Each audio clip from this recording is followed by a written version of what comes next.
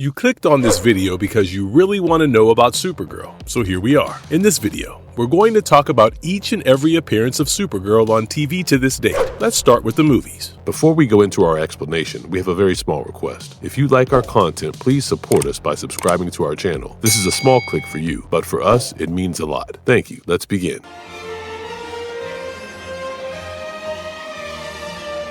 Movies. Supergirl may not have the same level of recognition as Superman, but she made her mark with a movie of her own, even if it was released over half a century ago. Let's take a look at her movie appearances in chronological order.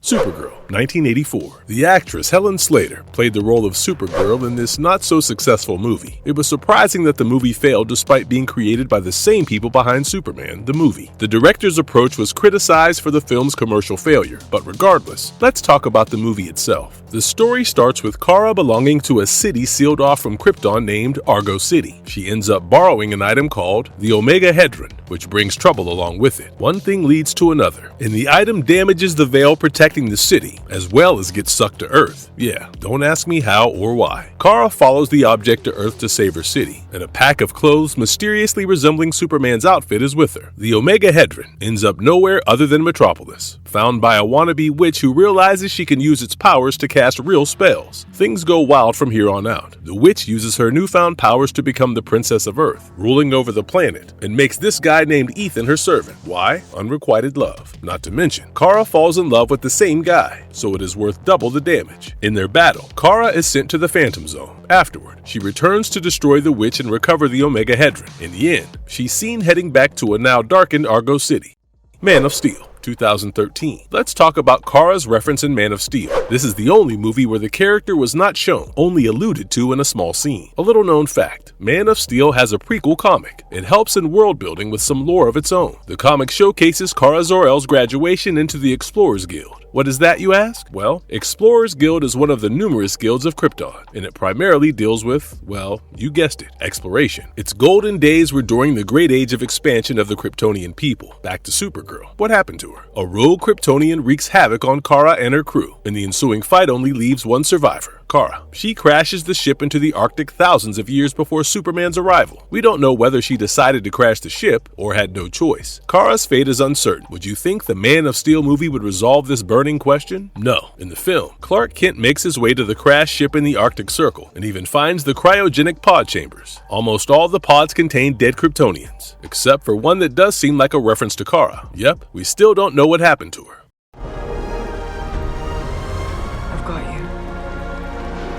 The Flash, 2023. Here we are at the latest Supergirl, thanks to The Flash 2023. This version of Supergirl was played by Sasha Calle. The new Supergirl was quite different and highly criticized for that. She looked much different than any of the others, most notably with her short black hair and a much more practical outfit to boot. Kara's backstory in this movie is also drastically different, unfortunately so. Let me summarize Kara's story in this timeline. After the destruction of Krypton, a newborn, Kal-El, was sent to Earth. After him, another capsule was sent containing none other than his much older cousin, Kara. Her role was to take care of her little cousin, but unbeknownst to her, her genetic material contained the Growth Codex. As such, she was the last hope for the rebirth of Krypton. The plan didn't go as expected since baby Kal-El's capsule separated from hers, and she ended up on Earth alone. She arrived on Earth around 2011 and was quickly captured by mercenaries. She was fated to imprisonment in the dark depths of a Siberian black site in Russia, where she was designated as Subject Zero. She was stuck there for almost 2 years and was severely weakened from a lack of yellow sunlight, or pretty much any light in general. She was finally rescued by 2 Barry Allens and a Batman, albeit after some convincing from one of the Flashes to the other. They were looking for Kal-El, better known as Superman, but instead found Kara. They eventually leave the prison, and amidst the snow, Kara feels sunlight for the first time in years. She almost immediately replenishes her powers and resists all attacks from the guards and mercenaries around her. After a fit of rage, though, she collapses and is taken to Wayne Manor. The 2 Barry Allens introduce themselves to her and explain the situation. The Barrys soon realize that her cousin never made it to Earth in this reality. After a general briefing, Kara puts on her suit and prepares for the fight with General Zod. She declares that Zod is not one of her people, not anymore. During the final confrontation with General Zod, she learns that he and his forces intercepted Kal-El's pod and killed him. They were looking for the one with the genetic codex, and through a strange twist of fate, Kara was right before Zod, making his mission rather convenient. An intense fight ensues as the Kryptonians Kryptonians deal heavy blows to each other. Finally, a tired Kara tries to stop Zod in his wrist-mounted device, but he stabs her with Kryptonian metal, killing her. The Barrys and Batman are too late, and they plan to use the Chrono Bowl to go back in time and change the course of events. The heroes try many times to change fate, but Kara dies each time. Batman theorizes that Kara's death must inevitably intersect with the timelines. An easier way to say it is that there is no timeline where Kara survives the conflict. Eventually, the Barrys have a falling out, as one of them refuses to stop trying. The other Barry is forced to defeat the Dark counterpart and revert the Flashpoint timeline, which erases the version of Kara and her doomed fate from existence.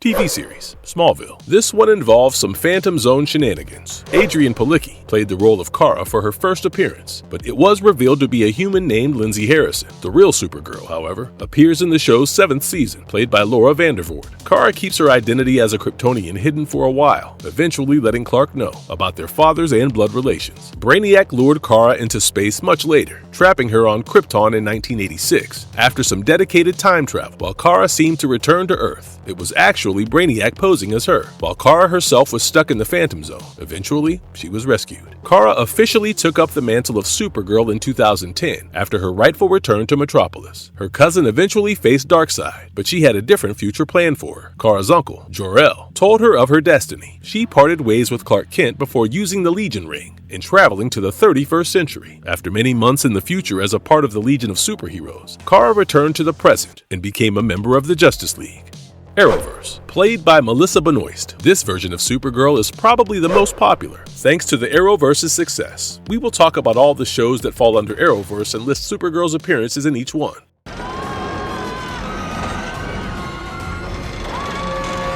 Supergirl TV series. Of course, we're going to be talking about Supergirl's own show first. Kara Danvers is the Earth name for Kara Zor-El, born in 1966. Like other Supergirls, this version of Kara was also sent to Earth from her dying planet Krypton. As expected, her task was to protect her younger cousin, Kal-El. However, the force of Krypton's violent destruction misdirected her craft into the Phantom Zone. She remained in suspended animation here for almost 2.5 decades. Thankfully, her pod finally made it to Earth, albeit later than Kal-El, now known as Clark Kent. She was placed into the Danvers family and joined Catco as Cat Grant's assistant. Her adoptive family taught her to control her powers and lead a relatively everyday life. Kara revealed her secret identity to save a crashing airplane, which led Cat Grant to call her Supergirl. After the incident, Kara was responsible for helping the DEO secure various alien criminals, some of whom arrived from the Phantom Zone, the same as her. Kara was briefly forced to conceal her identity when an imposter attacked the White House. This imposter turned out to be a Red Daughter. This wasn't her only involvement with a Red Daughter, as she later merged with a dying Red Daughter, further enhancing her powers. She was later revealed to be the Paragon of Hope during the Anti-Monitor crisis, leaving her amongst a handful of individuals from Earth-38 who survived a multiversal collapse. This eventually led to the creation of an Earth Prime after she defeated the Anti-Monitor with the help of other Paragons. If you thought Kara's adventures with the Phantom Zone were over, you're wrong. On Earth Prime, Lex Luthor sent her back to the Phantom Zone. She was only saved much later by the Super Friends. She then worked with the enigmatic Heroes to get to the Allstone Totems before their enemy, Nyxly. This, however, prevented her from working at Catco, and she quit her job to become a full-time hero. After Kara banished Lex Luthor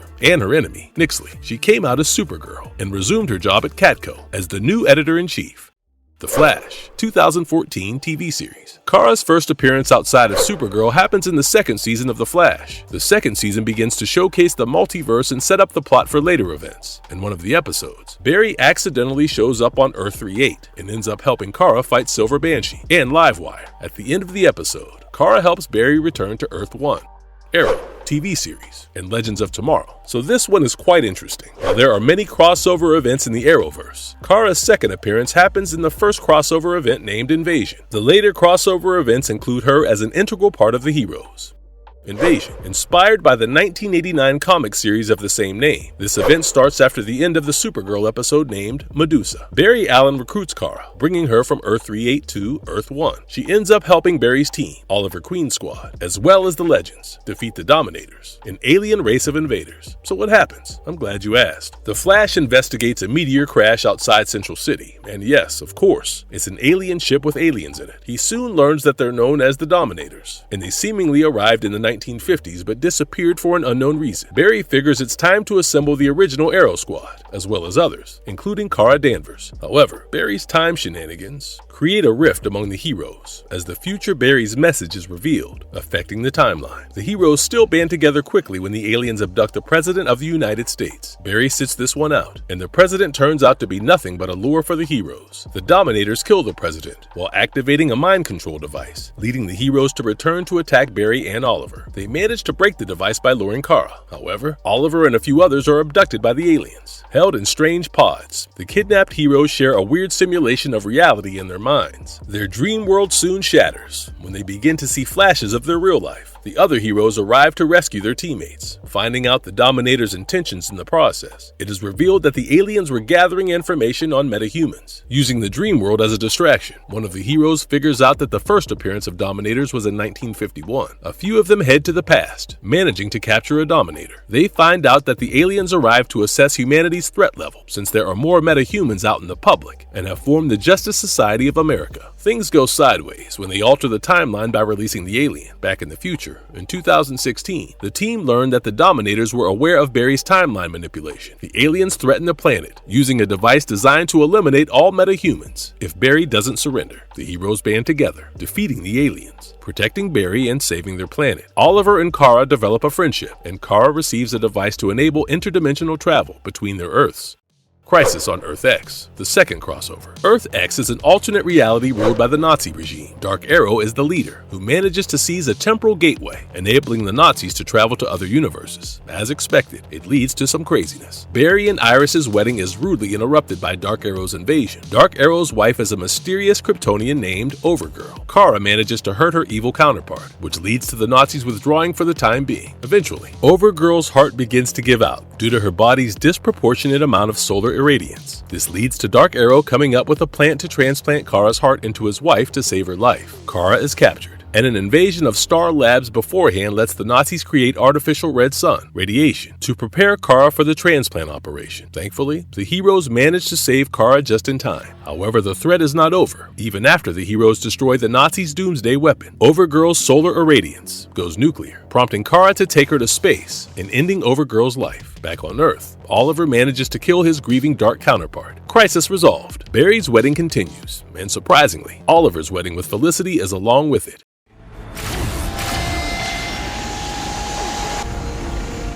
Elseworlds, yet another crossover. Hold on, we're not done with the crossover events just yet. This one is pivotal, introducing Batwoman in Gotham City to the universe. A strange book capable of changing reality is used on Earth 90 and Earth 1, leading to another set of crazy events. The next day, Oliver and Barry wake up in each other's bodies, causing chaos in the Star Labs and leading to their detainment. However, they escape to Earth 38 to seek Kara's help. What about the book? Well, the stranger involved with the book is later revealed to be in Gotham City, and after the heroes figure that out, they head there to find a lead. After being arrested by the police, they're bailed out by Kate Kane. They later head to Arkham Asylum to find the book and its user, Deegan. Retrieving the book, called the Book of Destiny, they cause a prison break, and Batwoman arrives to save the day. They're soon met by the Flash from Earth 90, who warns them about Monitor, testing various worlds for an impending crisis. They confront Monitor, who reclaims the book and returns it to Deegan. As expected, Deegan rewrites reality, changing Barry and Oliver into powerless crooks confronted by Black Suit Superman. The powerless duo escapes once more to Earth 38 to seek Kara and Clark's assistance. They later return back to Earth 1 to fight Deegan. Fortunately, Kara, Oliver, and Barry manage to take the book from Deegan before he rewrites reality again. After Kara returns to Earth 38, she's tasked with being Earth's protector as her cousin is having a child and leaving for Argo City. Son of a bitch. Is that any way to greet your friends?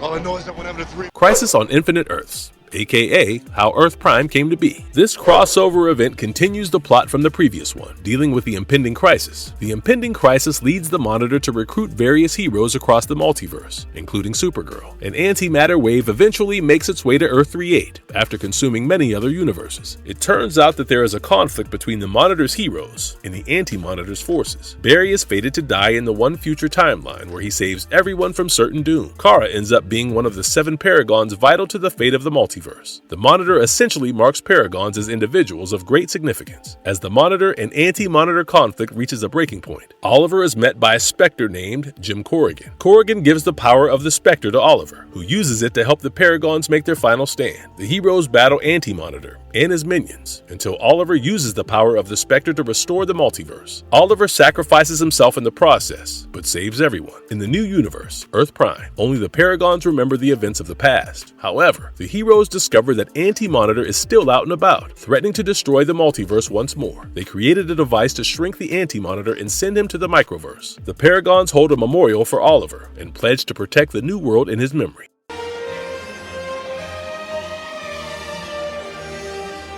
Marvelous verdict. So, that was quite an exciting ride, wasn't it? Supergirl started off to a rocky start in the 1980s, but I think the TV series in the 2010s truly managed to explore the character in depth. Arrowverse was quite pivotal in creating many Supergirl fans. And if you liked our content, don't forget to leave a like and subscribe to us if you haven't already. Have a good one and be safe. Thanks, everyone.